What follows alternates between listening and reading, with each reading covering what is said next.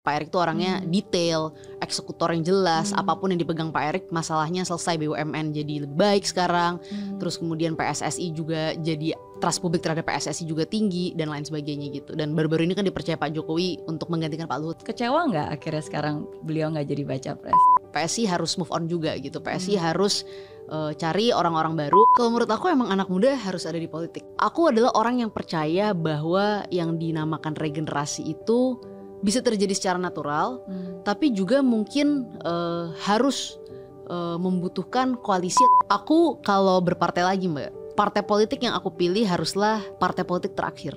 Ganjar Pranowo. Pak Ganjar orang bagus, orang baik. Oke. Masih mendukung kah? Aku pasti ikut apapun yang ini diputuskan Pak Erick.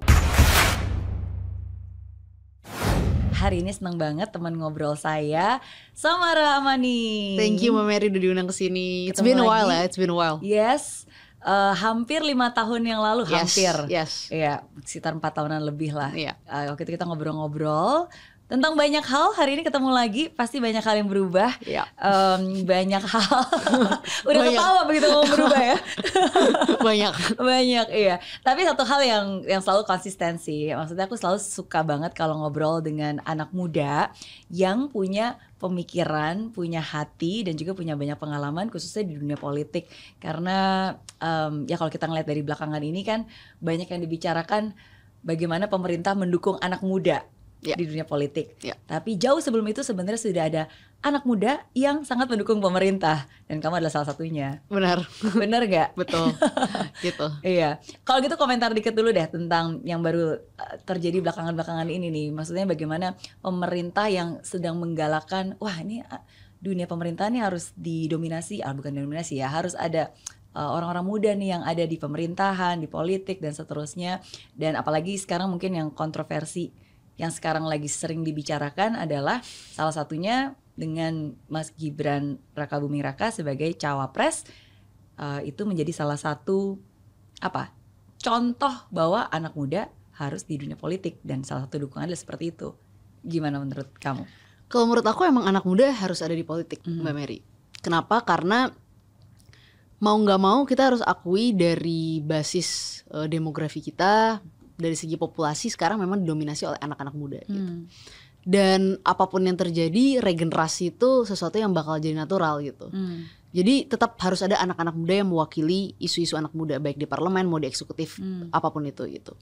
Kenapa? Karena aku adalah orang yang percaya bahwa yang dinamakan regenerasi itu bisa terjadi secara natural, tapi juga mungkin harus membutuhkan koalisi atau faksi anak-anak muda. Aku nih orang yang percaya dari dulu, dari zaman aku dulu berpartai sampai saat ini, bahwa faksi anak-anak muda itu harus ada. Baik itu lintas partai, lintas sektor, itu harus ada. Karena kepentingan kita itu adalah kepentingan masa depan gitu.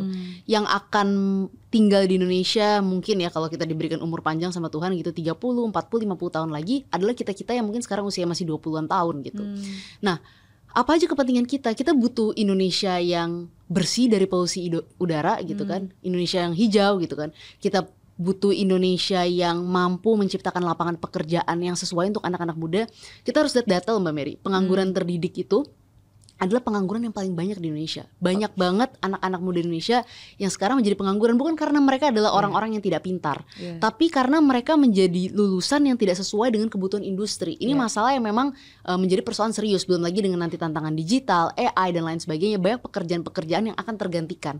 Nah, persoalan-persoalan ini gitu ya harus diselesaikan bukan hanya oleh anak muda sebenarnya, tapi antar generasi, lintas generasi, tetapi harus menjadi concern kita sebagai anak-anak muda. Makanya sebenarnya aku tertarik dengan memang mendorong kepemimpinan anak muda, itu penting. Tapi juga nggak mau, karena dulu 2019 banyak banget politisi-politisi yang ketika bicara isu anak muda pakainya sneakers, terus abis gitu topi, cap yang lucu-lucu gitu, yang gimmick-gimmick gitu. Seakan-akan merepresent anak muda dengan gayanya gitu. Padahal sebenarnya isu anak muda itu adalah isu-isu yang sangat substantif gitu. Mampu nggak membangun daerahnya, mampu nggak kemudian meningkatkan perekonomian, mampu nggak menciptakan lapangan pekerjaan. Ini adalah isu-isu anak muda, karena aku tuh ngerasa anak muda Indonesia itu sekarang bisa disebut sebagai kaum prekariat gitu. Prekariat itu apa sih? Kaum yang hidup dalam ketidakpastian. Nah, Kaum apa? Prekariat. Prekariat. Kalau bahasa Inggris itu precarity kan. Precarious, sesuatu yang susah menjelaskan dalam bahasa Indonesianya, tapi ya dalam ketidakpastian, dalam kekhawatiran gitu. Karena memang tantangan ke depan baik secara ekonomi gitu ya, global gitu, dan belum lagi berbicara tentang masalah lapangan pekerjaan yang akan tergantikan, ini adalah persoalan-persoalan yang serius gitu. Kalau anak-anak muda kita gitu nggak ada yang memikirkan bagaimana menciptakan financial security untuk mereka, jangan kita berharap mereka bisa bermimpi lebih jauh lagi gitu. Mimpi itu kan mahal, Mbak. Untuk orang bisa bermimpi, orang bisa idealis, mereka harus punya financial security dulu gitu. Nah, makanya aku selalu menganggap anak-anak muda yang punya privilege, kalian terjun ke politik atau terjun ke bisnis yang bisa membuat impact, supaya orang-orang muda yang nggak memiliki privilege itu bisa mendapatkan bantuan dan impact dari kalian. Paling nggak yang paling sederhana financial security dulu deh, supaya kita anak-anak Indonesia tuh bisa bermimpi lebih besar tentang Indonesia ke depan gitu. Iya, jadi setuju bahwa selalu pasti harus ada anak muda. Iya, itu konsekuensi dari ya setiap pergantian generasi ya gitu. Betul, tapi menarik sih tadi ketika kamu bilang bahwa itu sesuatu yang nggak, ya of course kalau bisa dilakukan secara normal itu bagus, tapi kalau misalnya tidak bisa dilakukan secara normal, berarti harus dikondisikan. Kalau di dunia motivasi tuh biasanya namanya contohnya kayak disiplin ya, berarti itu ada tahapnya tuh. Saya selalu bilang harus dipaksa, baru bisa, baru terbiasa. Dan itu lumrah dan itu wajar. Memang apapun juga, misalnya saya mau ngajarin anak saya, walaupun dia nggak suka ya harus dipaksakan dulu biar dia bisa, baru akhirnya terbiasa. Apakah itu juga satu hal yang menurut kamu oke gitu untuk bisa dipaksakan sehingga akhirnya bisa, baru akhirnya terbiasa? Dulu aku mungkin cerita dari pengalaman ya, karena kan yang bisa aku ceritakan dari pengalaman aku di politik mungkin. Dulu ketika aku pertama kali masuk ke politik, banyak banget politisi atau tokoh-tokoh senior yang menganggap samaran ini bisa apa gitu. Karena mereka nggak terbiasa melihat ketika itu kan usia aku 21 tahun. Anak usia 21 tahun masuk ke politik, nyalek gitu di Jakarta, bisa apa ini anak gitu kan. Jadi ya itu, mereka nggak terbiasa melihat anak-anak muda, apalagi yang masih sangat muda, untuk berkontestasi dalam arena politik yang dianggap politik itu maskulin. Belum lagi kita perempuan. Perempuan tuh selalu dianggap juga ya secara asumsi gitu ya, secara alam bawah sadar, bisa gak sih di politik ini dunia keras loh. Yakin bisa tarung, yakin kuat mental. Pertanyaan-pertanyaan itu meskipun mereka gak ucapkan secara eksplisit gitu ya, tapi kita bisa membaca gitu kan. Kita bisa read between the lines lah gitu. Betul, bahwa mereka terlihat dari cara mereka bersikap memperlakukan kita dan lain sebagainya gitu. Nah, tapi lama-kelamaan karena kita akhirnya aku fokus aja membuktikan kita bisa turun ke bawah, bisa berinteraksi dengan masyarakat, bisa membuktikan mendapatkan suara yang cukup signifikan ketika itu. Lama-lama sekarang ya masuk ya mungkin tahun ke-7 aku berpolitik nih, kita mulai bisa berbicara secara lebih setara dengan para elit-elit politik ini, dengan politisi-politisi senior ini, bahwa ternyata dia membuktikan gitu. Jadi artinya sesuatu yang mungkin tadi Mbak Mary katakan, yang mungkin membuat banyak orang gak terbiasa, aneh, yakin bisa atau enggak, kalau kita konsisten ingin membuktikan, ya akhirnya kita akan mendapatkan respect dari orang-orang tertentu. Meskipun pasti akan ada orang-orang yang selalu tetap meng-underestimate kita ya, karena memang dasarnya udah gak percaya aja sama kita. Jadi bukan ingin melihat rekam jejak kita ke depan, tapi ya emang udah underestimate aja duluan gitu. Jadi udah terlalu banyak asumsi-asumsi yang aneh-aneh dalam pemikiran mereka gitu. Betul, tapi aku setuju banget sih kalau kamu bilang mungkin di awal banyak orang yang tadi emang Samara bisa apa gitu kan, anak muda gitu. Karena pada saat itu ya mungkin kamu masih baru, orang juga belum bisa melihat ini cuma iseng-iseng doang atau cuma aji mumpung doang, atau sometimes kan kadang-kadang anak muda tuh suka maunya banyak, udah lagi coba-coba. Tapi ketika kamu bisa selalu konsisten, sekarang udah 7 tahun, kamu masih tetap konsisten di sini, berkarya, dan banyak hal yang sudah kamu lakukan, ya akhirnya mereka mulai percaya dan menaruh respect itu, bahwa yang kamu lakukan ini bukan cuma kayak ya aji mumpung atau ada kesempatan atau memang berdasarkan rasa suka aja, tapi ya time will prove kan. Iya, dan kita tetap aja kan konsisten kan, kita kenapa di politik itu. Karena kalau menurut aku berpolitik itu penting untuk memenangkan hati publik, karena kan tetap kita butuh suara dari masyarakat gitu. Tapi yang paling penting adalah apa yang kita percaya ketika kita pertama kali masuk ke politik gitu. Kalau dulu aku punya banyak kepercayaan bahwa utamanya ketika masuk ke politik, perempuan Indonesia itu harus bisa merasa aman, nyaman, dan bisa maju gitu. Dan menurut aku tujuannya itu ya kita fokus ke situ. Orang akan anggap kita mungkin bodoh, orang akan anggap kita mungkin gak kompeten, orang akan anggap kita ya bukan siapa-siapa, gak punya mental, gak punya backingan, gak punya apapun, dan akan selalu meremehkan kita. Tapi kan kalau kita hanya fokus untuk membuktikan orang-orang ini salah, kita akan lupa dengan Yeah. tujuan awal kenapa kita berada di sini gitu. Jadi memang yang dari awal jadi pegangan aku adalah aku cuma mau fokus sama tujuan aku kenapa di politik gitu. Yeah. Kalau nantinya kita ketemu teman-teman di dalam perjalanan ini dalam politik, alhamdulillah gitu. Tapi Yeah. kalau memang nanti kita harus berseberangan, orang nggak setuju atau orang akan selalu menganggap kita remeh, itu konsekuensi juga dari berpolitik. Dan Yeah. mungkin di ranah publik nggak cuma berpolitik Yeah, gitu yeah, ya. yeah. Pastilah Mbak Mary pasti ngerasain yang sama juga. I'm pretty sure. Setuju, sometimes kita harus tahu apa tujuannya dan sehingga kita nggak easily distracted gitu Yes, kan dengan kiri yes. kanan, dan akhirnya yang kamu bilang malah sibuk meluangkan waktu untuk menjawab orang-orang yang sebenarnya mereka juga nggak akan pernah berhenti Benar, bertanya gitu. mereka juga kayaknya kalaupun kita coba buktiin belum tentu juga akhirnya jadi percaya sama kita gitu kan. Iya, gitu. iya. Oke, that's interesting.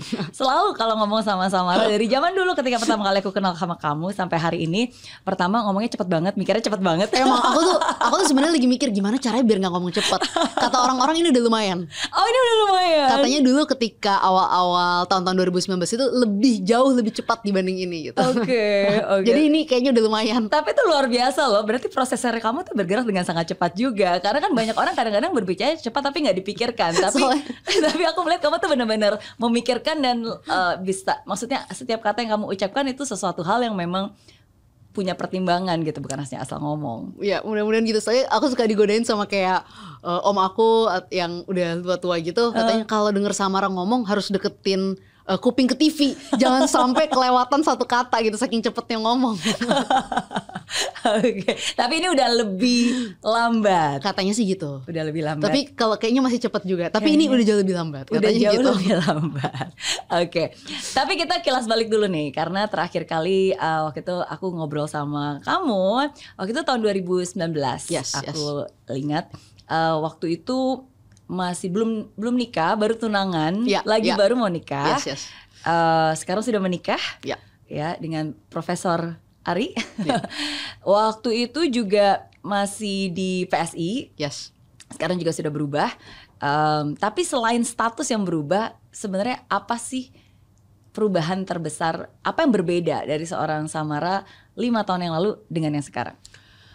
Mungkin di tahun 2019 ya, utamanya 2018-2019 ketika masih awal-awal banget berpolitik itu adalah aku selalu ngerasa everything is in my control gitu. Jadi aku merasa bisa mengkontrol semua hal di dalam politik, di dalam kehidupan gitu. Jadi ketika itu mungkin kelihatan Samara itu drive-nya kuat sekali, ambisinya besar sekali gitu. Dan aku adalah orang yang nggak merasa ambisi itu sesuatu yang negatif ya gitu. Kan kadang-kadang kalau di Indonesia di politik jangan kelihatan ambisius gitu kan. Apalagi untuk perempuan-perempuan tuh nggak boleh ambisius gitu. Karena menurut aku ambisi itu adalah sesuatu yang bagus selama tujuannya jelas. Selama itu bukan tentang uang, selama itu bukan serta-merta kekuasaan atau jabatan gitu kan. Selama punya tujuan yang jelas gitu. Nah, aku ngerasa percaya banget bahwa kalau kita apalagi dalam politik itu kerja benar, kita bisa membuktikan ke masyarakat bahwa kita ini orang yang punya program, punya visi yang jelas, kita adalah orang yang layak diberikan amanah.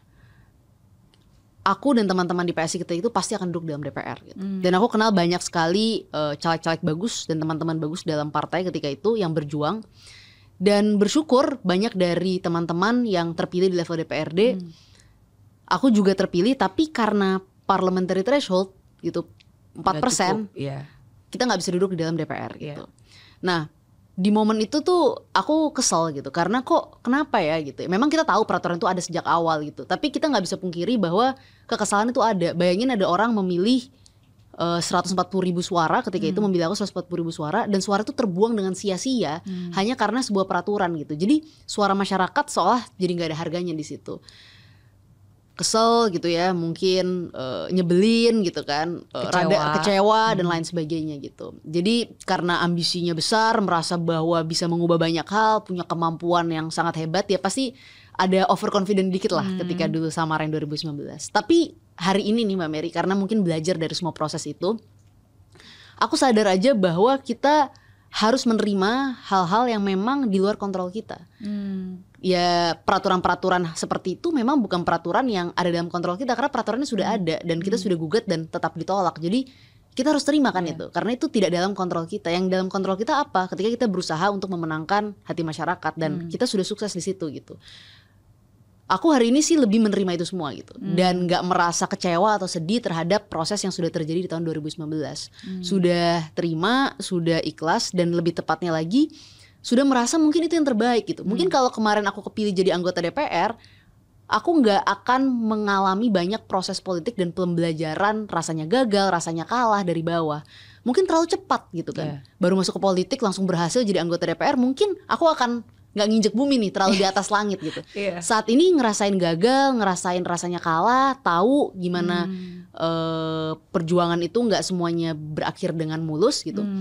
Itu pembelajaran yang penting, dan aku jadi lebih menerima. Dan hari ini aku lebih merasa bahwa kita boleh ambisius, kita boleh percaya diri, tapi kita harus sadar bahwa di dunia ini ada hal-hal yang nggak bisa kita kontrol gitu. Dan lebih baik kita fokus mengerjakan apa yang di depan mata kita. Yang penting buat aku sekarang, aku pengen buat impact gitu, dalam skala besar pengen. Tapi buat aku, kalau kita nggak bisa buat impact dalam skala besar, at least small impact tuh penting dan tetap bisa kita lakukan gitu. Betul, ada banyak cara, ada banyak kendaraan juga untuk bisa tetap melakukan impact ya, being it a bigger scale atau small scale. Sebenarnya bikin konten gini kan it's a small impact.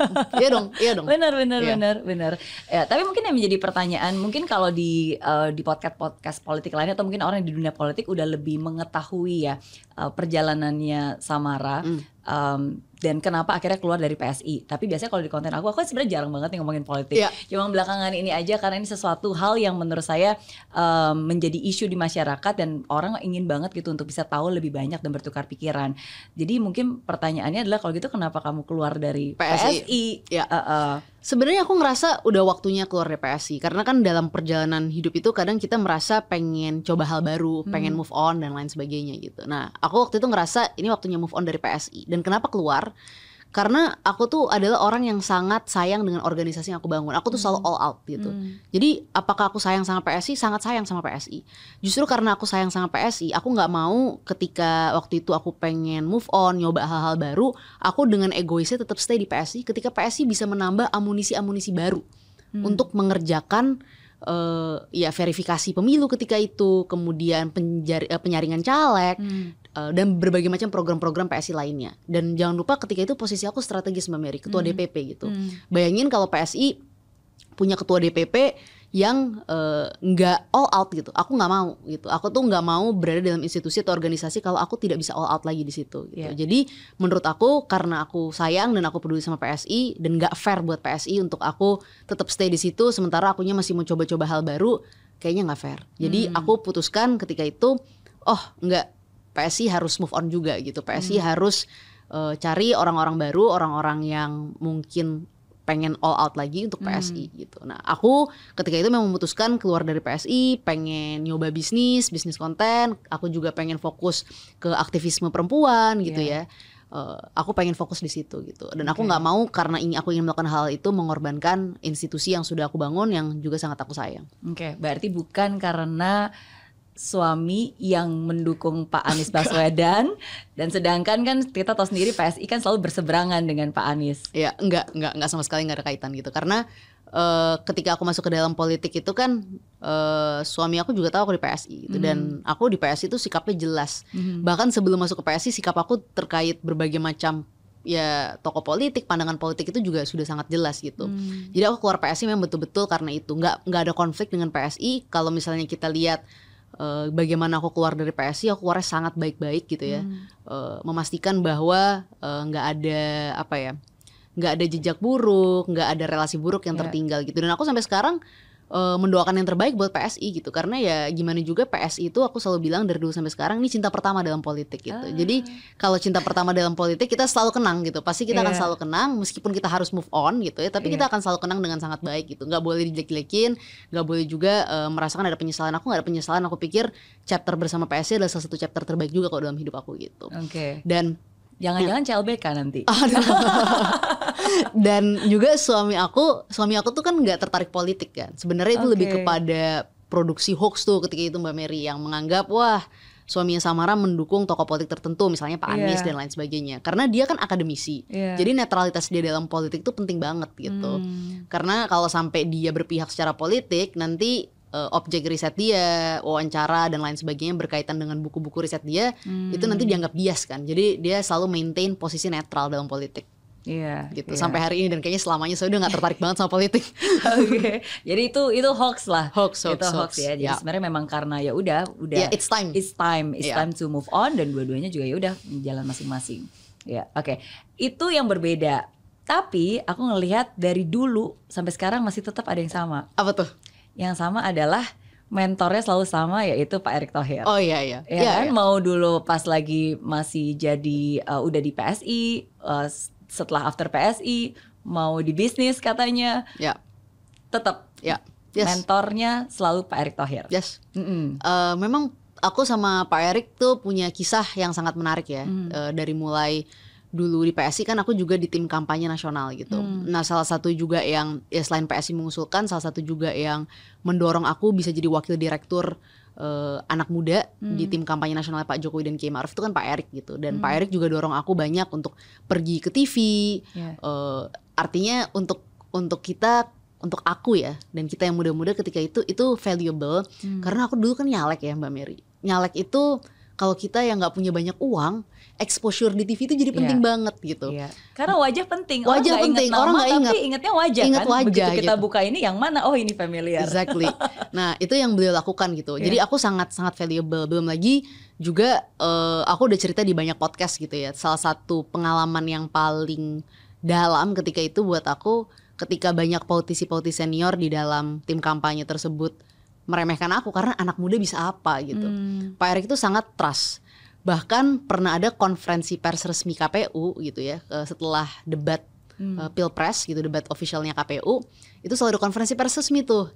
Ketika itu dipilih tokoh-tokoh politisi-politisi terbaik lah, politisi-politisi senior dari tim kampanye nasional untuk menjelaskan atau menyampaikan hasil debat tadi gitu. Baik dari tim kampanye Pak Jokowi sama tim kampanye Pak Prabowo ketika itu kan. Dari tim kampanye Pak Jokowi dipilih Tuan Guru Bajang sama Pak Muldoko. Dari tim kampanye Pak Prabowo yang aku ingat ketika itu ada Pak Ferry Murshidan Baldan dan Pak Sudirman Said. Ini tokoh-tokoh top, ini juga tokoh-tokoh top. Tapi perlu ada 3 orang, satu lagi siapa? Pak Erick memutuskan samara aja gitu. Jadi waktu itu tuh aku agak grogi banget, tiba-tiba aku bisa duduk di sampingnya Pak Muldoko, mantan Panglima TNI gitu ya. Terus satunya lagi duduk di sebelahnya Tuan Guru Bajang gitu, Pak Tuan Guru Bajang Gubernur NTB gitu. Dan aku ketika itu belum pernah masuk ke politik sama sekali, pertama kali masuk ke politik, baru nyalek usia 21 tahun dan melawan tokoh-tokoh yang juga gak kalah senior dalam politik. Jadi aku ngelihat itu sebuah bentuk trust yang luar biasa karena nggak gampang untuk seseorang yang baru juga di politik. Pak Erick ini kan baru di politik. Ketika itu beliau pertama kali itu masuk politik sebagai ketua TKN. Untuk orang yang pertama kali baru masuk ke politik, memberikan kepercayaan untuk orang muda dan baru juga di politik, itu kan pasti butuh sebuah nyali juga, nyali kemampuan untuk melihat yang lebih jauh dibanding yang hanya terjadi dalam dinamika politik ketika itu. Jadi itu luar biasa. Ya terlepas juga Pak Erick memang orang yang ya capable ya dari segi pemerintahan dan bisnis. Jadi aku banyak sharing, belajar juga dari beliau gitu. Karena terlepas dari apapun, mau aku lama di politik, gak lama juga sih 7 tahun. Karena tau gak, orang ada yang bilang, Samara kok kayaknya udah lama banget di politik gitu, kayaknya gak tua-tua gitu kan. Tapi enggak juga, karena orang di politik tuh 30 tahun, 20 tahun. Jadi kalau kita baru 7 tahun, 10 tahun di politik, kita cenderung baru gitu. Dan aku tuh masih muda Mbak gitu. Karena aku masih muda, pengalamanku juga fokusnya lebih baik di politik. Aku tuh butuh belajar dengan mentor-mentor yang bisa ya punya pengalaman hidup yang lebih banyak, punya track record yang jelas, mampu eksekusi gitu. Jadi perjalanan ini kan panjang ya. Kita berkarir itu di politik dan maupun di luar politik itu kan sebuah maraton gitu. Jadi aku menganggap Pak Erick itu ya sebagai mentor yang tepat dalam hal ini gitu. Ya saya yakin kamu pasti bertemu dengan banyak orang-orang hebat yang jabatannya tinggi-tinggi, yang pasti udah lebih banyak dikenal. Tapi apa satu hal dari sosok Erick Thohir yang membuat kamu selalu selalu amazed dan selalu ingin belajar terus dari beliau? Sebenarnya sederhana. Kalau misalnya apa yang membuat amazed dan lain sebagainya, saya kira mungkin publik secara luas sudah tahu lah Pak Erick itu orangnya detail, eksekutor yang jelas. Apapun yang dipegang Pak Erick, masalahnya selesai. BUMN jadi lebih baik sekarang. Terus kemudian PSSI juga jadi, trust publik terhadap PSSI juga tinggi dan lain sebagainya gitu. Dan baru-baru ini kan dipercaya Pak Jokowi untuk menggantikan Pak Luhut sementara yang lagi sakit sebagai Menko Marves gitu. Tapi bukan hanya sekedar kemampuan beliau gitu ya, atau pemikiran beliau gitu. Kalau beliau pinter, beliau visioner, beliau tangan dingin, itu iya semua lah. Tapi untuk aku dan aku yakin teman-temanku yang muda yang berada di sekitaran Pak Erick, nomor satu yang aku lihat dari Pak Erick itu adalah Pak Erik itu selalu mau menyempatkan waktu untuk mengajari kita semua. Ini kan gak gampang ya Mbak Mary gitu, karena beliau ini sibuk gitu. Beliau ini menteri dengan berbagai macam tugas yang berat, ketua umum PSSI juga gitu. Dan pengusaha juga juga gitu kan. Tugasnya banyak, kerjaannya banyak. Waktu itu adalah sesuatu yang paling mahal. Tetapi di tengah-tengah kesibukan beliau, kalau kita anak-anak muda itu mau minta waktu 1 jam Pak, mau sharing misalnya project kita, mau sharing pemikiran kita, beliau pasti akan sediakan waktu dan beliau akan kasih saran-saran ke kita apa aja yang harus dilakukan gitu. Kayak kita pernah pada satu masa lagi duduk sama Pak Erik ke salah satu coffee shop gitu. Coffee shopnya itu bagus gitu dan ada konsepnya di situ adalah banyak pekerja yang juga disabilitas gitu. Pas lagi makan dan lain sebagainya, Pak Erik tuh ngeliatin terus dia panggil ownernya, dia bilang, jadi gini, jangan kebanyakan menu di makanan, 1-2 aja, lebih banyakin kopinya juga ganti lebih unik-unik gitu. Karena kalau kebanyakan menu, takutnya orang kelamaan nunggu makannya jadi pergi dan lain sebagainya. Tapi ya itu satu hal ya, dia punya banyak insight dan feedback ke orang itu. Tapi bayangin, dia tuh rela ngeluangin waktu untuk ngobrol dan ngasih saran ke orang ini gimana caranya supaya bisnis ini sukses gitu. Dan itu dilakukan ke kita-kita semua yang memang punya kedekatan sama beliau gitu. Jadi ini gimana ya, menurut aku ya mentor yang luar biasa sih. Gak semua orang bisa. Ya aku inget ada kata-kata dari temanku yang bilang bahwa untuk orang seperti Pak Erik dan mungkin tokoh-tokoh politik lainnya gitu, yang paling mahal dari mereka itu adalah waktunya. Kalau mereka mau kasih kita waktunya, ya itu adalah sesuatu yang sifatnya priceless buat kita semua. Iya, karena itu kan yang paling berharga, yang limited ya. Kalau uang kan sometimes unlimited ya. Beberapa orang bahkan kesannya kayak punya pabrik uang, bisa dicetak kapanpun juga. Tapi kan yang namanya waktu itu satu hal yang setiap orang, apapun juga jabatannya, berapapun umurnya, tetap satu hari cuma punya 24 jam. Jadi kalau dia mengalokasikan 1 jam dari 24 jam itu, that's definitely very precious. Yes, betul Mbak, banget. Iya. Well, banyak orang juga yang sangat mendukung Pak Erick Thohir untuk menjadi baca pres dari Pak Prabowo. Kecewa nggak akhirnya sekarang beliau nggak jadi baca pres? Enggak sih Mbak, aku sih ngerasa ikhlas-ikhlas aja. Dan aku kenapa bisa bilang kayak gini, karena Pak Eriknya santai-santai aja gitu. Dan dulu aku inget banget Pak Erik selalu bilang ke kita semua yang memang ya mendukung beliau, mendorong beliau gitu, bahwa yang paling penting buat Pak Erik itu kan kinerja ya. Hasil kerja, kalau misalnya memang garis tangan dia, ya udah gitu buat dia. Tapi itu bukan tujuan utama dari semua proses yang dijalani ini gitu. Yang paling penting buat Pak Erik, ya BUMN harus bener karena itu tugas utama dikasihkan Pak Presiden buat saya gitu. PSSI harus bener karena ini kan adalah hasil pemilihan Kongres gitu. Masyarakat Indonesia, supporter bola Indonesia ya mau perbaikan yang lebih baik untuk PSSI, untuk sepak bola, transformasinya harus jalan semuanya. Jadi buat beliau yang paling penting adalah target-target dari hasil kerja yang dihasilkan di BUMN dan di PSSI. Jadi sisanya ya kita lihat garis tangan apa enggak gitu. Dan aku juga ketika dulu aku memutuskan ya mau bantu Pak Erik atau mau bersama Pak Erik gitu ya, maksudnya mau memilih beliau menjadi mentor aku, itu bukan semata-mata karena wah Pak Erik bakal jadi apa nih gitu. Karena aku betul-betul percaya aja dengan sosoknya Pak Erik gitu. Karena beliau mentor yang baik buat kita semua. Kalau Pak Erik dikasih amanah yang lebih tinggi, alhamdulillah. Tapi pun kalau Pak Erik di posisinya hari ini gitu, ya itu nggak mengurangi sedikit pun value Pak Erik. Karena menurut aku value terbesar beliau itu bukan semata-mata karena jabatan, tapi karena pemikiran-pemikiran dan kemampuan beliau mengeksekusi apa yang beliau punya. Oke. Ini bisa jadi tim sesnya Pak Erick Thohir nih next time. Aduh, enggak Mbak. Kita mau nggak tim sesan kita, aku percaya aja sama dia karena memang dia mentor aku dan aku nggak pernah tutup-tutupi itu. Aku bicara jujur gitu. Iya, setuju. Again, times will tell ya. Maksudnya ini kan bukan hanya sesaat aja, tapi kan memang waktu yang sudah membuktikan dan persahabatan dan hubungan itu sudah terjalin bahkan jauh sebelumnya. Dari zaman aku di PSI juga. Belum siapa-siapa, dua-duanya belum siapa-siapa dalam arti di dunia politik ya. Karena kan masih sama-sama baru pada saat itu kan. Iya. Tapi aku setuju sih kalau misalnya ada orang yang selalu bilang bahwa tidak ada satupun jabatan yang harus diperjuangkan mati-matian. Tidak ada satu jabatan yang harus ya dipertahankan mati-matian. Ya karena kan jabatan itu cuma sarana. Cuma sarana. Ya, itu aku percaya banget sih. Menurut aku yang paling penting itu adalah tujuan akhirnya. Jabatan tuh hanya sarana. Tapi aku juga gak pungkiri bahwa jabatan-jabatan politik itu bisa membawa tujuan yang clear gitu. Aku selalu percaya dulu, satu tanda tangan gubernur Jakarta misalnya itu akan membawa impact yang sangat besar untuk 10 juta rakyatnya gitu. Tapi satu tanda tangan itu juga bisa ya menghancurkan 10 juta rakyat gitu. Jadi jabatan itu bisa dipakai untuk sesuatu yang sangat baik atau sesuatu yang sangat buruk karena dia adalah sarana. Nah pertanyaannya, apakah kita semua yang berada dalam politik hati kita itu bersih dan jelas, punya tujuan yang jelas? Karena kalau tujuannya hanya jabatan, begitu kita duduk di sana kita juga nggak tahu mau ngapain, Mbak. Gitu. Dan ketika kita nggak dapat itu, kita juga jadi bingung gitu. Yang penting tujuannya sih kalau buat aku, kalau dapat ada jabatan ya ada sarananya. Kalau enggak, bukan berarti sarananya kan berhenti di jabatan kan gitu. Ada banyak sarana lain lah. Ada banyak sarana lain, aku percaya dengan itu. Karena ya itu, nggak semua dari kita, nggak seluruh rakyat Indonesia tuh harus buat big impact. Small impact also matters kalau mau tahu. Betul, setuju. Sama aja kalau misalnya kan di dunia politik ya. Kalau misalnya di dunia entrepreneurship juga nggak semua orang itu harus menjadi pengusaha. Karena kan ada DNA tertentu, maksudnya ada tipe-tipe tertentu gitu. Jadi bahkan sebenarnya kalau kamu jadi profesional dan memang DNA kamu menjadi seorang profesional, ya jadilah seorang profesional yang sangat baik. And definitely itu will be very impactful kan. Karena sebagai seorang pengusaha pun kita juga butuh orang-orang bekerja profesional. Jadi ya yang paling penting adalah kita tahu kitanya bisa apa, kita sukanya apa, dan ya memilih jalur yang tepat untuk apa ya, menyalurkan aspirasi kita. Iya, itu paling penting sih, tujuan at the end of the day. Iya benar, kayak misalnya nggak semua orang misalnya di dunia entrepreneurship harus punya 1 T by the end of their life gitu kan, nggak harus gitu kan, karena mungkin tujuan utamanya kan nggak semata-mata 1 T, yang penting ya bisnis sustainable gitu kan, ya profitable gitu, dan bisa ada impactnya gitu. Karena aku ngelihat sih, yang aku seneng di dunia entrepreneurship saat ini juga banyak banget tujuan-tujuan yang emang nggak semata-mata cuma profit gitu, tapi banyak tujuan-tujuan yang mulia juga gitu.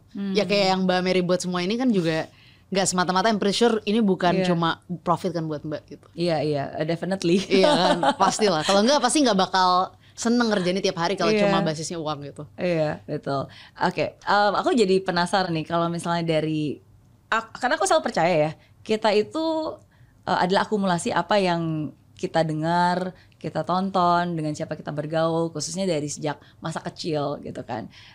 Karena itu sangat berpengaruh menjadi seperti apa nanti kita di masa depan. Jadi kalau dari kamu tuh sebenarnya waktu kecil cita-citanya apa sih? Nah, ini lucu nih. Aku tuh dari kecil cita-citanya tuh emang ya nyerempet-nyerempet dikit lah ke politik. Aku pengen jadi pengacara. Iya, jadi waktu aku kecil tuh pengen banget aku jadi pengacara, karena aku ngerasa bahwa aku tuh suka ngomong dan aku pengen, alasannya sorry banget, alasannya tuh gak ada idealis-idealisnya pas kecil, masih SMP gitu. Alasannya aku pengen debat aja di dalam persidangan gitu. Jadi make sense lah ya kenapa aku di posisi hari ini gitu. Nah tapi ya orang tua aku ngerasa enggak, jangan jadi pengacara, karena aku tuh pengennya kalaupun jadi pengacaranya hukum pidana gitu kan. Nah orang tua aku ngerasa yang ke court gitu, tapi orang tua aku ngerasa jangan, ntar kalau misalnya kamu suruh bela pembunuh gimana, dan lain-lain gitu, dengan alasan-alasan idealis mereka lah, alasan moral. Jadi akhirnya aku nggak jadi pengacara. Terus pas aku SMA, aku tuh lagi seneng banget nonton kayak serial-serial yang sifatnya intelijen. Sampai aku pernah datang ke mamaku, aku bilang, mah udah tahu mau masuk kuliah mana? Oh mau kemana? Mau ke STIN. Apa itu STIN? Sekolah Tinggi Intelijen Negara. Terus dia langsung kayak, gila apa, nggak mungkin, kata mamaku, karena aku anak satu-satunya Mbak. Gitu. Jadi mamaku sama papaku langsung kayak shock banget begitu aku mau masuk, mau jadi intel gitu kan. Langsung kayak enggak banget gitu. Tapi terus ya udah akhirnya ke politik gitu, karena aku suka baca-baca dan lain-lain. Jadi emang dari kecil itu karir-karir yang aku pilih itu emang karir-karir yang challenging, karena aku suka challenge gitu. Iya. Dan pilihan-pilihannya pun juga aneh-aneh. Penuh dengan resiko ya. Maksudnya aku bisa ngebayang sih perasaan orang tua seperti apa. Karena aku juga orang tua gitu. Kalau tiba-tiba anak aku yang perempuan, anakku yang paling besar perempuan, sekarang usianya sekitar 15 tahun. Ya mungkin di saat-saat waktu itu kan. Iya. 15 tahun tiba-tiba nanti suatu hari aku ke rumah, terus gitu dia bilang pengen jadi intel gitu kan. Aku kayak, kamu bisa nonton film apa? Iya. Tapi ya sometimes kita nggak pernah tahu ya. Karena apa yang terbersit di hati kita dari sejak kecil itu mungkin memang ada sesuatu yang membuat hati bergejolak gitu, yang sebenarnya itu salah satu ciri dari passion kita atau talent kita ya, kita nggak tahu. Ya mungkin itu. Iya. Tapi kalau aku berbicara dengan tokoh-tokoh politik ya, terakhir ketemu di sini duduk sama Mbak Sarah dan banyak tokoh-tokoh politik lainnya, mereka tuh selalu bilang kalau kita terjun ke dunia politik tuh harus siap-siap menderita, harus siap-siap kecewa gitu. Dan karena saya juga pernah ingat kamu pernah bilang bahwa dunia politik itu apa yang dilihat dan apa yang di dalam itu sangat berbeda. Bener kan? Sangat. Pertama, merasa menderita nggak di dunia politik dan pernah merasa kecewa nggak? Kalau misalnya iya, berarti apa kekecewaan terbesar atau stres yang terbesar? Pernah kecewa, pernah menderita pasti. Dan menurut aku ini nggak untuk semua orang, tapi memang benar apa yang dikatakan, kalau kita masuk ke dunia politik, kita harus punya kemampuan untuk menahan rasa kecewa dan menderita gitu. Jadi kita harus bisa menderita gitu. Makanya aku tau nggak, aku kan fans bola ya. Klub bola favoritku tuh Real Madrid gitu. Real Madrid itu kalau main biasanya selama 85 menit mereka tuh kalah. Kalau main di kayak liga Champions League, Liga Eropa segala macam, mereka kalah selama 85 menit gitu. Tapi selama 85 menit itu pemain-pemain Real Madrid tuh punya kemampuan untuk menahan penderitaan itu kan harus suffer ya Mbak. Untuk kalah, berpikir gimana caranya cetak gol, untuk seri dan menang itu kan harus suffer gitu. Itu kan penderitaan gitu. Mampu nggak menderita dan at least bertahan. Tapi nanti masuk ke menit 88, 90, Madrid itu biasanya ntar nyetak gol seri. Gitu di menit 88. Terus di menit 90 sebelum injury time atau udah pas injury time, sebelum final whistle gitu ya, sebelum habis pertandingannya, mereka golin lagi gitu. Nah, akhirnya jadi misalnya 2-1 gitu kayak kemarin lawan Barcelona gitu. Menang 2-1.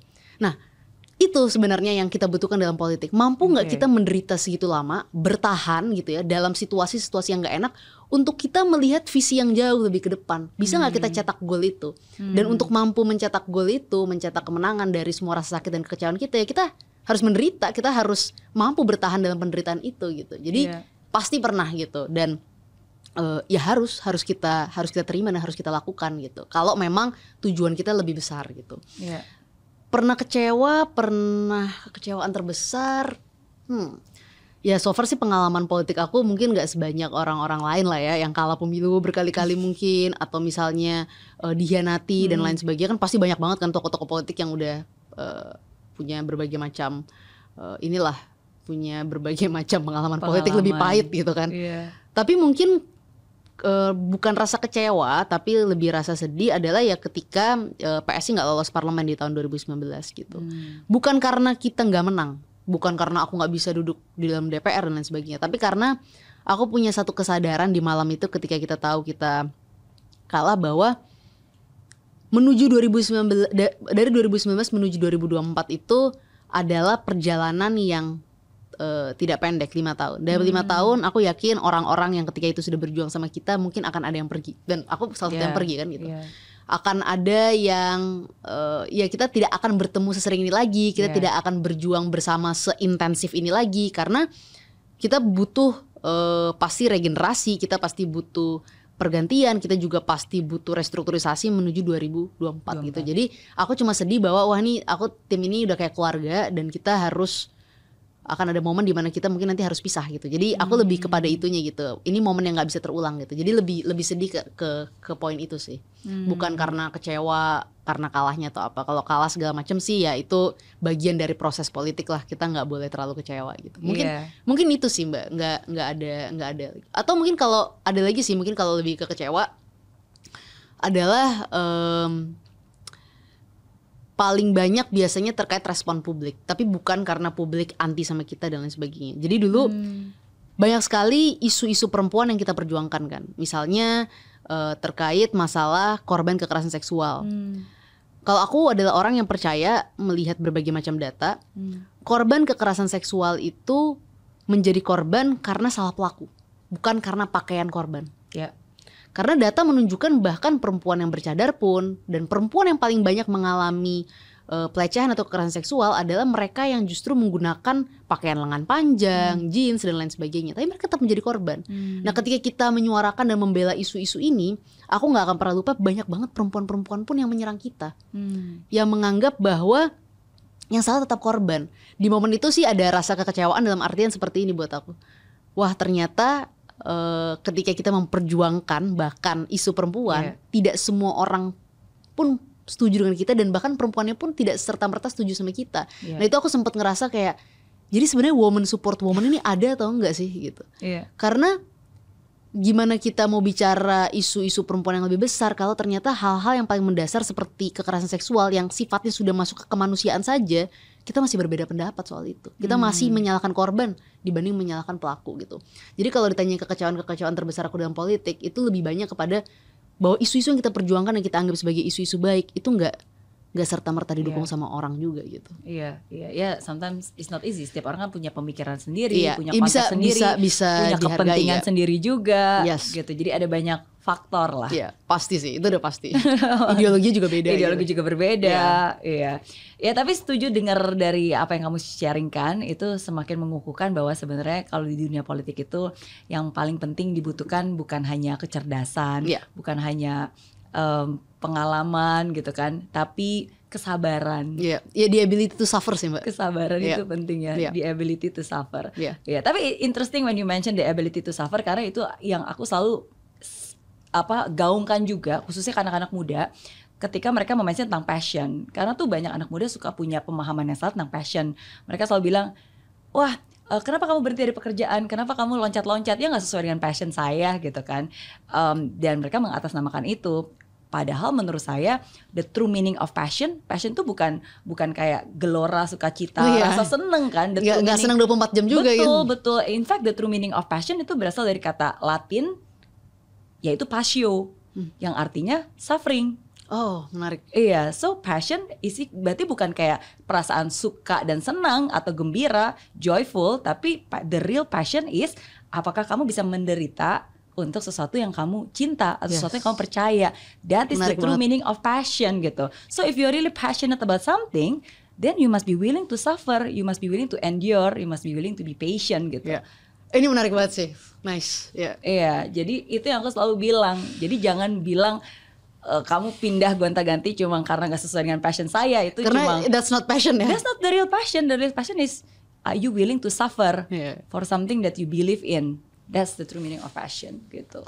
Jadi aku ngomong ini karena kamu tadi bilang tentang suffering. Menderita untuk untuk durasi yang cukup lama, ya demi sesuatu yang memang diperjuangkan gitu. It's interesting. Walaupun kita dari dua dunia yang berbeda, tapi ternyata banyak kesamaan ya. Banyak benang merahnya, banyak benang merahnya. Oke, tapi berbicara tentang pendapat orang ya, itu pasti banyak asumsi-asumsi yang berbeda. Apa asumsi tersalah yang orang selalu punya terhadap seorang Samara? Orang tuh selalu nganggap aku tuh galak banget. Jadi orang tuh selalu nganggap pasti Samara tuh orangnya nggak asik banget di tongkrongan. Kalau ngobrol sama dia tuh pasti didebat terus dan lain-lain gitu. Padahal tuh aku tuh adalah orang yang paling slow dan santai gitu. Kan kalau misalnya sih aku aja rasanya ngomong sama kamu jadi intens banget nih. Iya, karena kita di kamera Mbak. Aku tuh orangnya slow banget gitu. Jadi aku tuh adalah orang yang paling gampang dikritik sebenarnya kalau jujur. Kalau kenal sama teman-teman aku atau orang-orang yang kerja di tim aku tuh orangnya santai banget, bener-bener egaliter total, nggak ada struktur. Jadi kalau kerja sama aku tuh bener-bener nggak ada struktur. Kita semua sama, yang penting kita semua punya tanggung jawab masing-masing aja, clear desk-nya gitu. Nah, orang tuh selalu nganggap karena Samara kalau misalnya di kamera, di TV itu kan intens debat segala macam. Dan emang kalau misalnya udah kena kamera pasti aku akan intens karena aku ngomongnya tuh seperti ini gitu. Emang aku dasar ngomongnya tuh kayak gini. Tapi sebenarnya aslinya tuh enggak, aku bener-bener slow banget dan aku tuh bener-bener se-nggak jelas itu kalau misalnya nongkrong. Sumpah kalau kenal sama temen aku bener-bener se-nggak jelas itu. Aku nggak bisa menjelaskan se-nggak jelas apa. Tapi kalian semua wibawa aku pasti hilang lah kalau misalnya kalian lihat aku di tongkrongan gitu. Oke. Ya itu asumsi tersalah ya. Asumsi paling salah. Asumsi paling salah juga kayak orang selalu bilang, wah Samara pasti kalau di rumah mulai dari orang tuanya, suaminya segala macam diajak debat. Enggak, sumpah aku di rumah tuh chill banget, aku nggak ngedebatin siapapun. Iya. Soalnya kan kayaknya kesan pertama tuh ya itu kan very intense, fast pace gitu. Kalau fast pace-nya benar. Oke. Karena aku tuh orangnya fast pace dan ini sih, aku emang orangnya, aku tuh workaholic Mbak. Jadi kalau teman-teman aku selalu bilang ini bukan workaholic lagi, kayaknya lu tuh obsessed with work katanya. Jadi di atas workaholic kalau ada. Tapi aku ngelakuin itu karena memang kenapa aku senang kerja, dan kembali lagi ke masalah passion tadi ya. Karena setiap hari, setiap jam terkait apa yang aku kerjakan tuh aku percaya ini akan menghasilkan impact gitu. Apalagi dalam politik ya Mbak Mary gitu. Politik itu banyak anak-anak muda Indonesia mungkin, apalagi yang mungkin mereka gak berada dalam pusaran politik, merasa bahwa kita harus speak up terkait berbagai hal, statement terkait berbagai hal, harus 100% idealis dan lain sebagainya gitu. Nah, aku sebagai orang yang punya nilai, aku punya idealisme, tapi sadar dengan realitas politik. Aku selalu percaya bahwa politik itu tentang titik tengah gitu. Politik itu tentang bagaimana kita bisa menjembatani antara idealisme dan pragmatisme. Karena realitas politik memang pragmatis, tapi aku juga nggak mau terjebur dalam pragmatisme ini gitu. Tapi aku nggak bisa nih bawa idealisme dan nilai-nilaiku kalau aku nggak mau memahami realitas ini gitu. Jadi gimana caranya kita bisa cari titik tengah, mengkompromikan kedua hal ini supaya apa yang kita percaya itu bisa betul-betul terrealisasi gitu. Nah, dalam setiap kerja-kerja aku itu, meskipun ya kita menderita, menemukan orang-orang yang mungkin nggak cocok sama kita, mungkin kita di tengah jalan juga ketemu orang-orang yang meremehkan kita, mengkhianati kita dan lain sebagainya, aku tetap percaya bahwa ya ini bagian dari proses untuk terus-menerus mencari titik tengah itu, supaya apa yang kita percaya bisa terrealisasi di tengah realitas politik yang memang nggak ideal. Dan itu susah banget sih. Politik itu berarti kan seni bagaimana kita bisa berkompromi ya. Bener nggak? Yes. Ya, tapi kan dalam proses berkompromi itu berarti kan ada sesuatu yang harus ditukar. Betul. Bener ada gak? Mungkin nilai-nilai idealisme kita yang harus hilang. Tapi kalau ngitung tuh ya udahlah, yang ini hilang, yang penting yang paling besar nggak hilang. Gitu. Karena dibanding hilang semua, kalau aku lebih baik aku kehilangan 1-2, tapi yang paling besar yang paling penting di sini bisa kita wujudkan gitu. Kalau kita nggak mau berkompromi sama sekali ya hilang semua gitu. Yang menang yang pragmatis aja gitu. Jadi nggak gampang, tapi it's the least we can do. Itu mungkin bukan hanya the least we can do, itu mungkin satu-satunya cara supaya dalam politik ini kita masih bisa mengisi harapan, politik yang progresif, politik yang lebih inklusif. Karena kalau enggak ya kita hanya melihat dari jauh dan marah-marah, itu nggak menyelesaikan persoalan. Aku tuh percaya gini loh Mbak Mary ya. Jadi ada lagunya Chrisye. Apa? Judulnya Lilin Kecil. Lilin Kecil. Betul ya. Aku tuh percaya kita kalau di politik jadi orang baik gitu ya. Jadi orang baik, jadi orang yang ingin berjuang gitu ya. Kita tuh kayak lilin kecil di tengah sebuah kegelapan. Karena politik memang berat gitu. Banyak realitas yang memang nggak ideal, iya gelap gitu. Tapi kita bisa jadi satu lilin kecil, nggak kelihatan dan nggak akan bisa menggantikan kegelapan. Tapi kalau satu lilin kecil ini kemudian bisa menginfluence dan mengajak orang-orang lain, dia tularkan lilin-lilin itu gitu kan. Kalau lilin kalau diginin kan tertular Mbak ya. Lama-lama akan makin banyak lilin-lilin kecil sampai kegelapan itu bisa tergantikan sama cahaya gitu. Tapi itu butuh waktu, nggak langsung. Tapi kita harus terus melakukan kerja-kerja itu sampai nanti datang masanya kegelapan yang ada itu bisa kita gantikan sama cahaya. Iya. Setuju. Tapi menurut aku nggak cuma butuh waktu sih Samara. Karena butuh ini yang tepat. Karena aku ini mungkin kita bisa diskusi ya. Iya, karena aku tuh sebelumnya nggak pernah mau tahu ya, nggak pernah deket-deket dengan dunia politik, karena di bayangan aku tuh wah politik itu kayak tadi tuh jahat, kotor, intinya sesuatu hal yang aku nggak gitu ngerti dan nggak gitu tahu, karena kan kita cuma dari luar, apalagi kan dari aku 16 tahun nggak di Indonesia sebenarnya, dulu kan di Singapura baru balik ke sini gitu. Nah terus tapi aku percaya bahwa sebenarnya orang-orang yang sekarang menjadi leader-leader, pemimpin-pemimpin tertinggi di negara ini dengan posisi jabatan mereka, saya yakin tuh mereka pasti adalah orang-orang yang baik, bener kan, dengan niat yang baik dan mengusahakan yang terbaik. Cuma seringkali ini gara-gara aku nonton beberapa film-film politik di luar. Contohnya aku nonton House of Cards. Baru mau pasti aku yakin nontonnya itu. Iya kan, aku nonton House of Cards. Nonton dong. Bener kan. Scandal, tapi Scandal nggak terlalu politik sih, yang jauh lebih politik. Atau Games of Thrones sebenarnya juga politik. Games of Thrones, ya betul, versinya seperti itu. Dari situ aku mulai terbuka, mulai melihat bahwa sebenarnya orang-orang ini ketika mereka pertama kali mau naik ke atas, itu mereka datang ke situ karena dengan tujuan yang baik tadi gitu, sebagai sebuah lilin yang ingin menjadi. Tapi mereka malah tergerus. Karena yang tadi politik itu kan seni berkompromi.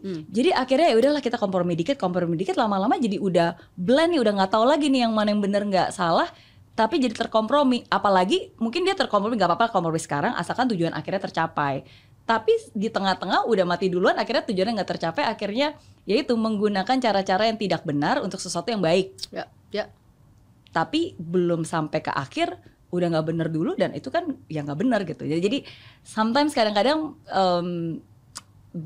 kalau satu orang aja mungkin akan tergerus ya, mungkin butuh serombongan sehingga ya dia akan bisa saling menguatkan satu sama lain sehingga tidak mudah terkompromi, sehingga lupa akan tujuan utamanya masuk ke tempat itu. Bener sih. Itu menurut aku benar-benar valid, dan memang kenyataannya banyak sekali orang-orang yang menjadi seperti itu di dalam politik gitu. Makanya perjalanan untuk mencari titik tengah itu nggak mudah Mbak gitu. Aku sih tetap percaya bahwa kita harus terus berupaya, dan memang pada dasarnya nggak ada yang bisa jamin, nggak ada yang bisa jamin. Makanya dulu kalau aku selalu percaya yang kalau kita punya partai politik ya, cara terbaik untuk mengkontrol partai politik dan menjamin bahwa orang-orang itu adalah orang-orang yang idealis adalah melakukan check and balance yang jelas. Check and balance itu bagaimana? Pemerintah bisa diawasi oleh siapa? Oleh DPR. Bagaimana kita mengawasi DPR sekarang? Oh, kita mengawasi DPR dengan setiap kebijakan mereka dan lain sebagainya gitu. Ada berbagai macam kanal di mana kita bisa mengawasi. Tapi aku dulu di PSI dengan beberapa teman sempat punya ide sebenarnya, bahwa setiap anggota dewan yang terpilih itu harus melaporkan kinerjanya melalui sebuah sistem monitoring. Dana reses mereka dipakai untuk apa saja, kunjungan kerja mereka itu kemana dan apa hasilnya, apa saja undang-undang yang mereka usulkan gitu. Terus kemudian dari undang-undang yang mereka usulkan, hasil-hasil rapat dari setiap pansus undang-undang atau kemudian pembicaraan terkait pengawasan kebijakan pemerintah tuh RDP, rapat dengar pendapat dengan pemerintah tuh apa saja. Semua itu kita kan nggak tahu Mbak. Jadi makanya keterikatan kita dengan wakil rakyat kita tuh sangat jauh, karena kita nggak tahu mereka ini ngapain sebenarnya kerjanya gitu. Nah itu aku percaya. Kenapa? Karena idealisme itu, manusia bisa idealis gitu.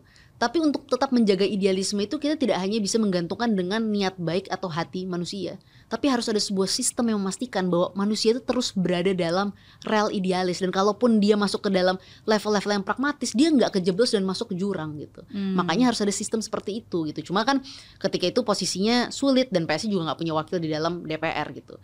Tapi kalau aku punya satu harapan dan doa, dan kalau bisa melakukan kerja-kerja politik untuk melakukan ini, kalau aku boleh, yang aku inginkan, aku mau mendorong itu masuk ke dalam undang-undang partai politik. Cuma kan kita nggak di dalam parlemen. Tapi kalau bisa menggulirkan itu, aku ingin menggulirkan itu. Kenapa? Karena ya itu adalah cara untuk pertama memastikan bahwa rakyat dan wakil rakyat punya keterikatan, paham apa saja yang dilakukan oleh wakil rakyatnya, jadi kenal siapa wakil rakyatnya.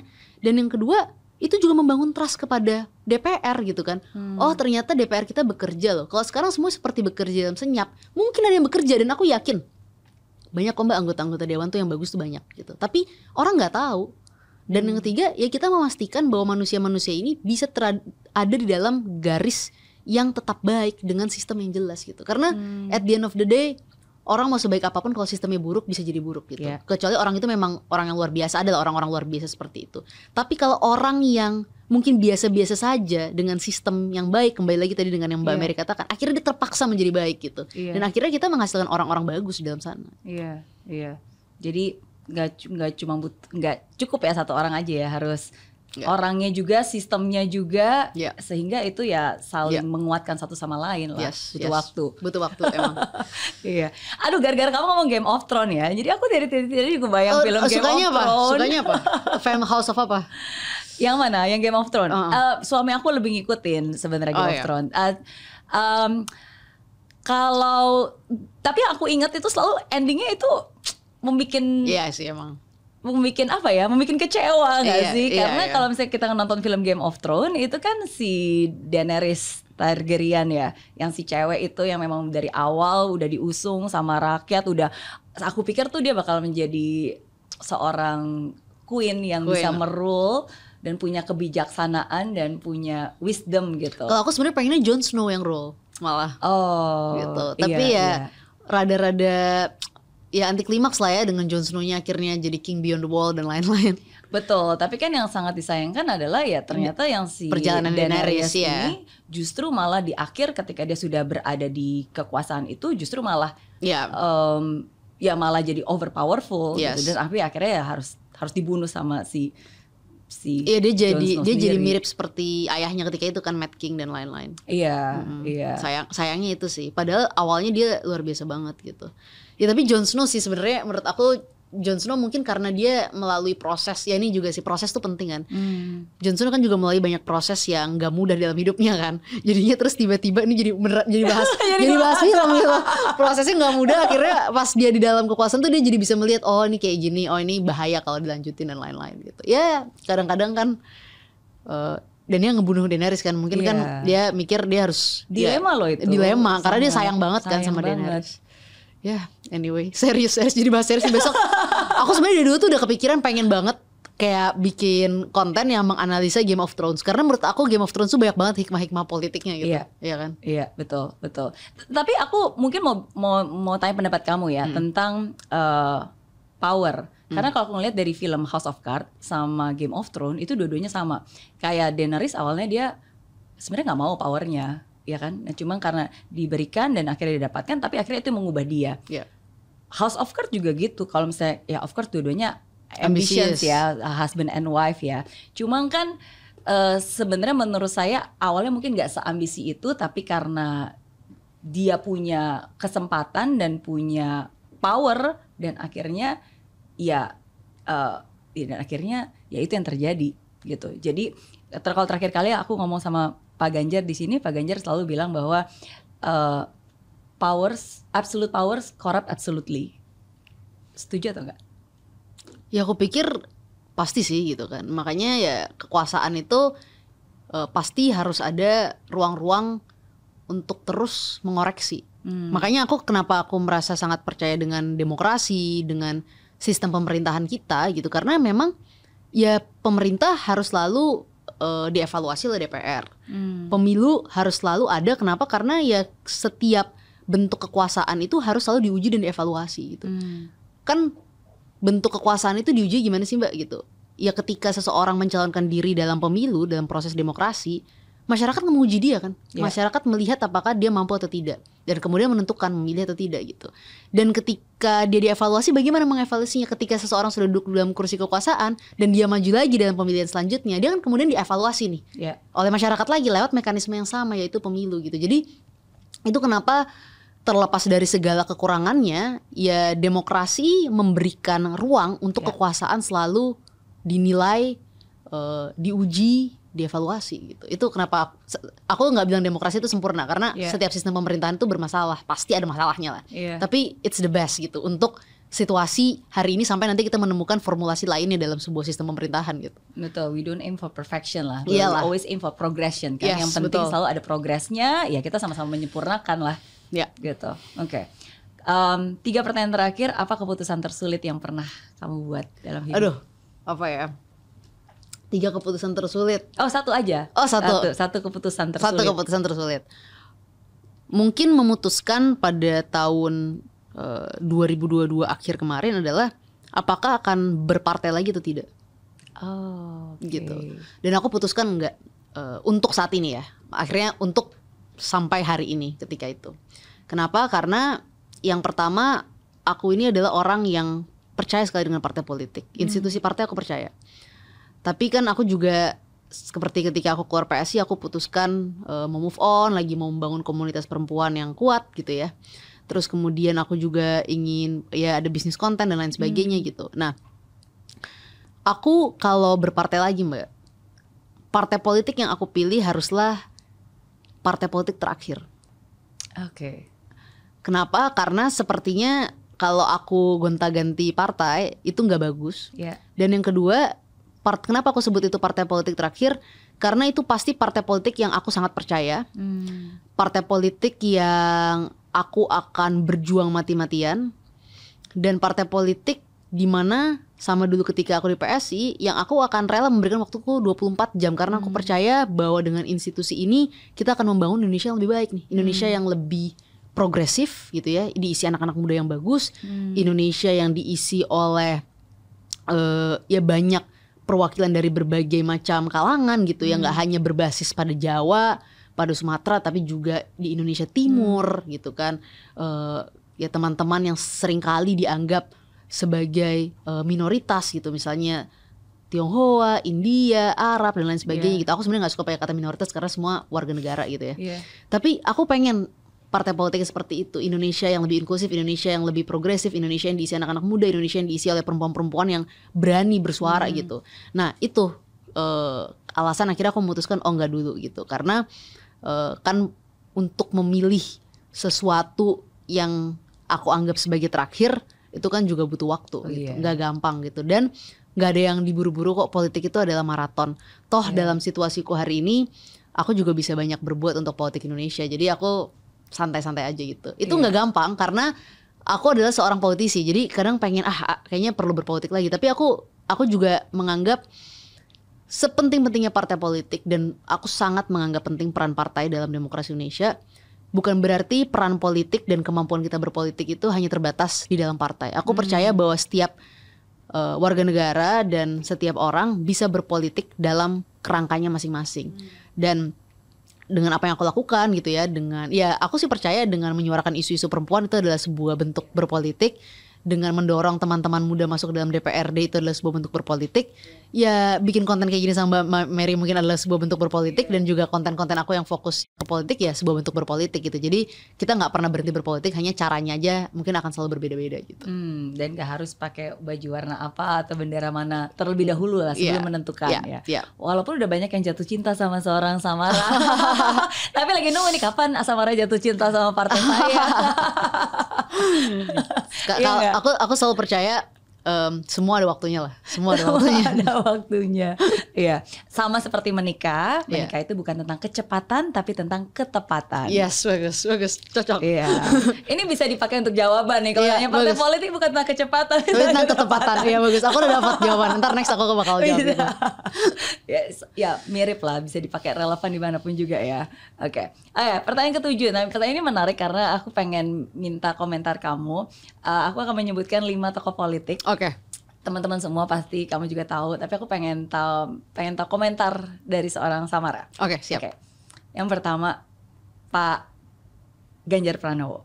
Pak Ganjar orang bagus, orang baik, dan aku ngerasa beliau adalah sosok yang punya banyak visi-visi kerakyatan. Dan Pak Ganjar juga beliau bisa lah komunikasi sama masyarakat tuh menurut aku ya luar biasa. Kenal Pak Ganjar juga cukup baik, jadi ya aku menganggap beliau sebagai orang baik, bagus, yang sangat mengenal masyarakat. Iya, aku termasuk orang yang cukup ya dekat lah. Aku kenal Pak Ganjar lama ya, dari tahun 2017. Jadi hubungan aku sama Pak Ganjar baik. Oke. Masih mendukung kah? Ya untuk 2024 ini Mbak, aku jujur aja dan aku nggak pungkiri, aku pasti ikut apapun yang ini diputuskan Pak Erick. Dan Pak Erick aku pikir kita masih diskusi, masih lihat ke depan seperti apa. Apapun yang Pak Erick putuskan nanti kita diskusi sama-sama. Walaupun gini, Pak Erick pasti udah punya pemikiran, punya preferensinya ya. Tapi aku kenal Pak Erick tuh bukan orang yang semua harus langsung diperintah seperti itu. Karena beliau tuh lebih seperti mentor. Dan sebagai seorang yang sudah banyak belajar sama beliau gitu ya, sebagai seorang yang percaya sama beliau, pasti dalam mengambil keputusan-keputusan politik ke depan, aku pasti harus diskusi dulu sama Pak Erick gitu. Iya. Yang kedua, Pak Anies Baswedan. Pak Anies mantan rektor. Akademisi. Universitasnya kan di situ juga. Mantan rektorku, akademisi yang aku kira bagus gitu ya. Jadi ya aku respect sama Pak Anies. Respect. Oke. Salah satu orang cerdas dan aset bangsa lah. Iya. Yang ketiga, Pak Prabowo. Pak Prabowo orangnya yang menarik. Menurut aku beliau adalah sosok yang sangat nasionalis, patriotik. Dan kita harus akui bahwa salah satu keputusan yang luar biasa yang pernah Pak Prabowo lakukan adalah ketika beliau memutuskan untuk bergabung di dalam pemerintahan Pak Jokowi. Menurut aku itu bentuk jiwa besar, jiwa yang lapang ya, karena nggak gampang seseorang yang pernah menjadi rival kemudian memutuskan gabung dalam sebuah pemerintahan. Pak Jokowi juga menunjukkan jiwa besarnya, orang jadi oposisi 10 tahun kemudian mengajak masuk ke dalam pemerintahan, itu bukan hal yang mudah gitu. Tapi di situ aku jujur ketika beliau memutuskan gabung dengan Pak Jokowi, aku menaruh respek yang sangat besar karena kan setelah itu terjadi COVID dan berbagai macam tantangan ekonomi ya. Bayangin kalau misalnya kita terpecah belah dalam polarisasi. Jadi ya itu aku menganggap beliau dari segitu sangat patriotik sih. Iya, setuju sih. Itu juga satu hal yang saya sangat apresiasi sih. Luar biasa, bagaimana respect banget. Dua tokoh besar ini yang awalnya saling berseberangan, Pak Jokowi dan Pak Prabowo, tapi dua-duanya berbesar hati untuk bersama untuk tujuan yang jauh lebih baik lagi, yaitu buat Indonesia kan. Iya, itu menurut aku luar biasa. Itu sangat luar biasa. Oke, kalau 3 udah senior berarti karena kamu anak muda, duanya berarti yang lebih muda ya. Yang pertama berarti Gibran Raka Buming Raka. Mas Gibran orangnya menarik. Aku pernah komunikasi sama Mas Gibran waktu kunjungan sama Pak Erick ngurusin Piala Dunia U20.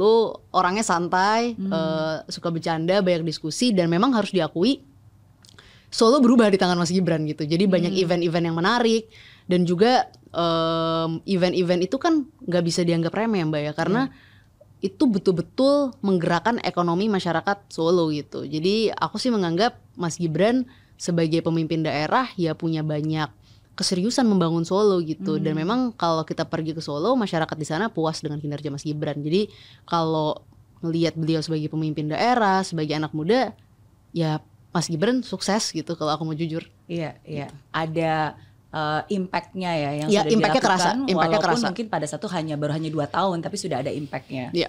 Iya, oke. Yang terakhir berarti Mas Kaisang. Oh, kalau Mas Kaisang orangnya asik banget sih, gitu, lucu.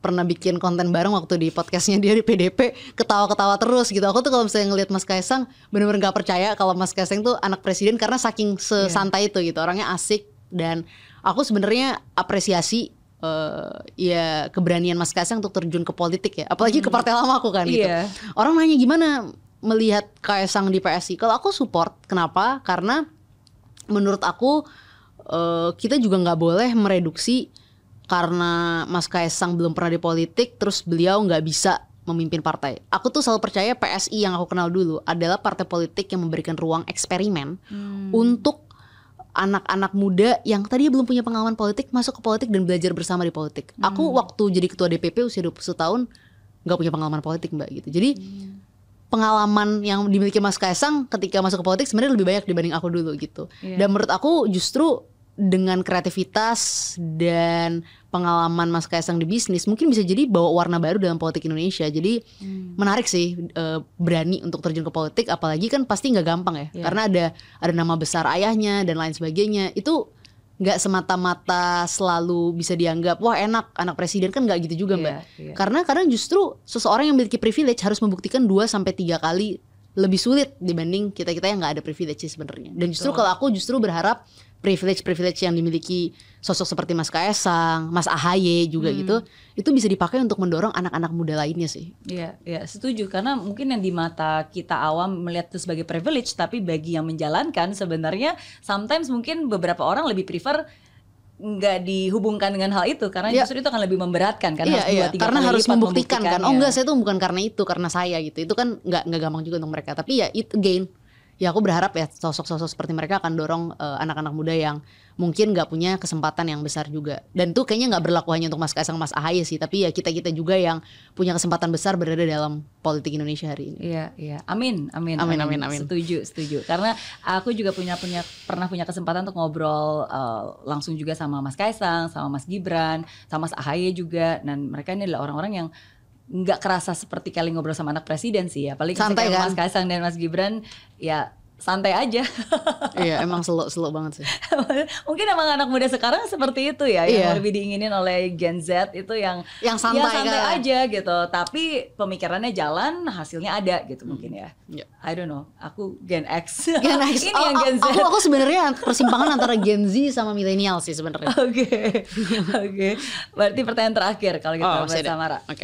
Dari semua hal yang udah pernah kamu lalui, aku tahu kamu orangnya haus untuk belajar. Terakhir kali aku ngomong sama kamu di podcast kita di mobil, aku bilang, wah kamu tuh orangnya haus untuk belajar. Jadi dari semua hal nih, apa pembelajaran terpenting yang hidup udah pernah berikan ke kamu sampai hari ini? Bahwa kita harus terus belajar dan mencoba sih. Karena dalam proses ini semua, kita itu akan terus gagal gitu. Aku tuh gini, keberhasilan tuh aku sangat syukuri gitu. Tapi kita sebagai manusia itu lebih sering melihat kegagalan kita dibanding keberhasilan kita kan gitu. Itu selalu gitu. Misalnya ada 1001 pujian gitu, orang muji kita hebat dan lain sebagainya, ntar ada satu orang yang menghina kita aja kita pasti fokus banget kenapa ya orang ini menghina kita. Secara psikologis ya banyak dari kita yang seperti itu gitu kan. Tapi aku adalah orang yang pembelajaran terbesar yang aku terima adalah aku menerima hal tersebut, sadar bahwa kita tuh akan terus menghadapi cacian, makian, dan akan terus-menerus mengalami kegagalan gitu. Dan dari semua cacian, makian, dan kegagalan-kegagalan yang akan datang, yang mungkin gak hanya hari ini tapi yang akan datang ke depan gitu, ya selalu ada nilai positif yang harus diambil adalah kita terus belajar dari setiap kegagalan-kegagalan itu gitu. Jadi kalau ada pembelajaran terbesar Mbak adalah aku belajar bahwa kegagalan itu adalah sesuatu yang inevitable, tapi kita harus terus belajar karena at the end of the day mau setua apapun kita nantinya akan ada hal-hal baru, kejutan-kejutan baru, kegagalan baru, atau mungkin keberhasilan baru yang kita nggak akan pernah expect, dan di situ kita akan terus belajar gitu. Iya, setuju. Sangat setuju. Yeah. Thank you udah menjawab pertanyaan-pertanyaan saya. Thank you Mbak Mary, seru banget. Ini 5 tahun lagi ntar diundangnya. Jangan dong, jangan. Tapi seperti yang udah aku janji, ya kan, janji harus dipenuhi. Yeah. Jadi you can ask me one question. Oh, Ini menggunakan haknya nih untuk bertanya. Hak bertanya ya, kayak anggota dewan kan ada hak bertanya. Iya. Aku sebenarnya mau tanya satu pertanyaan sih. Aku yakin pasti kan Mbak Mary tuh banyak mengalami ya pasti kegagalan, kompleksitas dalam hidup, apapun tantangan-tantangan yang berat dalam hidup gitu. Tapi kan Mbak Mary ini terkenal dengan motivasi-motivasinya gitu. Motivasi-motivasi yang lahir dari Mbak Mary itu, apakah itu sesuatu yang hadir karena menjalani proses kehidupan, atau sebenarnya gimana sih Mbak? Apa itu dipelajari, apa itu dipikirkan, kayak how do you come up with all those kayak magic statements gitu loh, gimana? Magic statement? Iya, soalnya karena aku selalu magicom gitu. Iya, kayak kata-kata motivasi itu kan orang kan merasa termotivasi dan lain sebagainya gitu. Apa yang membuat Mbak Mary itu di posisi bisa menyampaikan semua itu gitu? Apa sih prosesnya itu seperti apa gitu? Karena pasti itu bukan proses yang mudah kan, itu bukan hanya proses kreatif, aku yakin. Setuju, itu bukan proses kreatif, itu proses dari kegagalan, kehancuran, rasa kecewa, ditipu, dihina gitu kan. Ada banyak proses, tapi justru kalau aku lihat lagi, mungkin masa-masa yang paling sulit yang kayak tadi, perasaan-perasaan yang aku olah, itulah yang akhirnya membuat aku jadi mengerti, membuat aku jadi belajar, dan akhirnya itu menjadi sebuah reflection yang aku tuangkan, yang sekarang mungkin sometimes aku menulis itu dalam bentuk tulisan, sometimes dari tulisan aku ubah menjadi sebuah bahasa spoken word yang akhirnya jadi video dan seterusnya. Tapi most of the things the message yang aku sampaikan itu ya benar-benar dari perjalanan reflection aku sendiri. And sometimes kadang-kadang of course dalam perjalanan reflection itu ada saatnya dimana kalau gagal atau kalau salah ya belajar. Jadi banyak buku yang aku baca, banyak juga orang-orang yang menjadi inspirasi aku. Setiap kali aku datang ke sini ngobrol dengan bintang tamu, itu menjadi bagian dari reflection aku juga, dan menjadi salah satu hal yang aku sangat hargai ya, karena kan ya again kalau kita bisa belajar dari kegagalan orang lain, kenapa enggak gitu. Jadi biasanya sebenarnya semua hal yang bisa saya sharingkan itu dari apa yang aku hidupi, aku jalani, dan aku yakini. Dan aku tuh belakangan ini suka banget journaling. Oh iya, itu journaling penting ya. Jadi sometimes kadang-kadang untuk bisa mendokumentasikan perasaan dan pembelajaran itu aku hal yang aku selalu lakukan sih. Ya bahkan nih sebenarnya fun fact, video terbanyak yang ada di YouTube aku itu judulnya Ketika Aku Sedih dan Menderita. Itu spoken word.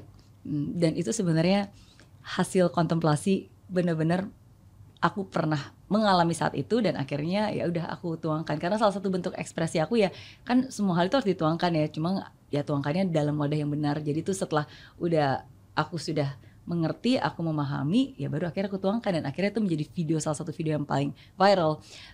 Salah satu video yang juga pernah viral yaitu yang analogi burung gagak dan burung elang, bahwa kalau misalnya kita udah terbang ya jangan mau terdistract dengan orang-orang yang selalu berusaha untuk matokin kita dan mendistract kita. Ya itu juga hasil kontemplasi dari pengalaman hidup, yang dimana kadang-kadang kalau kita berjuang pasti akan ada suara-suara orang yang berkata lain gitu. Jadi itu proses panjang. Ya. Makanya aku selalu percaya pain plus reflection always equals to progression. Jadi ya udah, kalau kita gagal, kita sedih, kita kecewa, ya nggak apa-apa. Tapi at least belajar dari itu, kita sadari, ya at least semoga itu bisa jadi pembelajaran dan pengingatan buat kita sendiri juga. Jadi itu sih, I'm not perfect, I'm also still work in progress. Ya tapi just keep learning and keep doing aja kan. Ya, ya emang itu nggak mudah sih. Dan aku juga lagi mau coba journaling, tapi journaling tuh nggak gampang karena kadang-kadang nanti nggak ada waktu ngejurnalnya, akhirnya lupa lagi ngejurnalnya. Tapi itu emang benar-benar proses yang kontemplatif sih katanya. Betul, karena hanya dengan itu aku jadi bisa mengingatkan. Jadi kadang-kadang kalau aku baca lagi, wah gila dulu aku pernah ngalamin ini nih, perasaan ini, dan ya is precious sih buat aku. Bukan berarti journalingnya harus dikasih lihat ke semua orang ya, tapi itu kan buat reflection kita sendiri aja sih gitu. Really appreciate the journey lah gitu. Yes. Thank you Mbak udah jawab pertanyaannya. Finally aku ngerti gimana kata-kata motivasi itu lahir. Karena aku dari dulu selalu percaya itu nggak mungkin kayak cuma proses kreatif mikir doang, nggak mungkin. Pasti ada experience, ada ya itu pain semua segala macam proses dalam hidup yang dilalui. Jadi mentahnya itu pasti dari hasil pemikiran, dari hasil cerita, dari hasil yang memang kita tuangkan sendiri. Tapi kan itu bukan proses kreatif kan? Betul, tapi kalau kita membentuk dalam bentuk spoken word, of course dari tulisan-tulisan itu harus kita rapikan sehingga kata-katanya bisa lebih enak didengar lah. Nah jadi dari situ ya berarti itu proses untuk membuat itu menjadi singkat, padat, jelas dan lebih mudah untuk dicerna. Ya, tapi rohnya pasti dari dalam diri lah. Dari curahan hati yang terdalam. Curahan hati.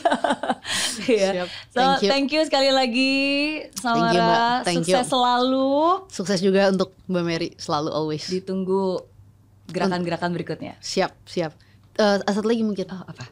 Penutupnya. Mbak Mary bakal masuk ke politik apa enggak nih? Oh, pertanyaan tambahan.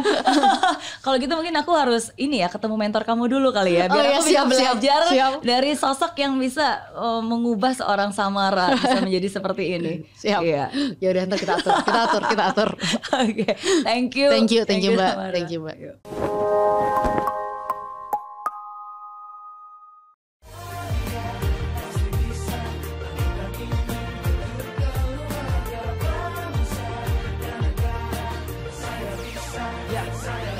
Laksana bumi tanpa hujan, hidup tanpa tujuan, kering dan mati tanpa hijaunya tumbuhan. Demikian kalau mimpi tak kunjung terjadi.